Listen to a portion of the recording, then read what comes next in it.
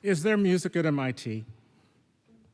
Believe it or not, that's the most asked question after I tell people what I do and where I do it. It feels good to get the answer out there right from the start. That groovy music you just heard and see before you in the composer's own hand is from a 2-volume collection of short pieces for solo viola called The Violist's Notebook. It was composed in 2003 by my MIT colleague, John Harbison. He wrote these pieces to characterize many of his viola-playing colleagues. As you can see from the title, this one was written for me. It is the second of 2. So now you know part of the answer to that question. At MIT, we make music.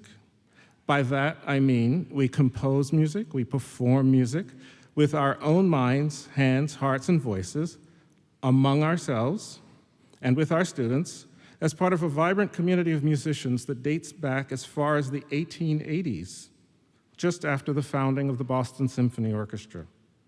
When I joined the MIT music faculty in the 1970s, I met professional musicians who led the MIT Symphony, the Choral Society, Festival Jazz Ensemble, as well as other composers and scholars with a knack for placing music in its historical and cultural contexts.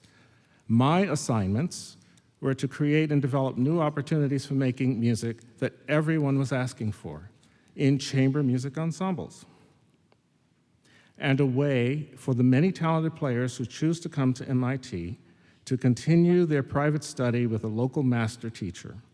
The goal was not to make great players into professionals, rather to provide professional level training for the most serious players and to nurture a lifelong love of learning and self-expression with any community of committed artists. From this desire were born 2 programs I had: the MIT Chamber Music Society, which teaches more than 100 players and singers each year and performs 5 concerts at the end of each semester, and a private lesson program named for an MIT alumnus, Cherry Emerson. In its 32-year history, the Emerson Scholarship and Fellowship Program has served nearly 2,000 students, many who are actively performing music in their communities, some even after retirement from their chosen professions. The program sponsors between 15 and 20 solo recital performances by MIT students in Killian Hall each spring. After more than 40 years, I can say that our successes in teaching music at MIT can be measured in many ways.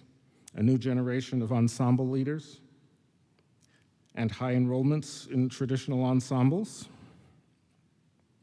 the addition of non-Western offerings in music of Senegal, Indonesia, and India, the growth of instrumental jazz ensembles to include vocal jazz and improvisation, as well as a recent reimagining of the steps we took many years ago in music technology, instrument building, and musical acoustics. Adding to our successes is the new ability to collaborate with outstanding professional colleagues and students in theater who add a whole new dimension to what music and theater can do and be together. Predicting the future is never easy. However, I feel I can make a well-informed guess about what MIT music and theater will be like in 100 years. I have only to recall that music and storytelling have always been essential to the human experience, that in 1916, jazz was starting to sweep the States and Europe, and that even now we study and perform Western music dating back more than 300 years, and ethnic traditions that date back even farther. In 100 years, as long as we have minds and hands, hearts and voices, we will still make great music of the past, as well as the great music of that present and future, whatever it may be, right here, just as we do now, collaborating among ourselves as artists and as technologists as well. My hope is that by then, we will also be commemorating and even renovating the building that we've been planning to build for music for the last 50 years. Thank you.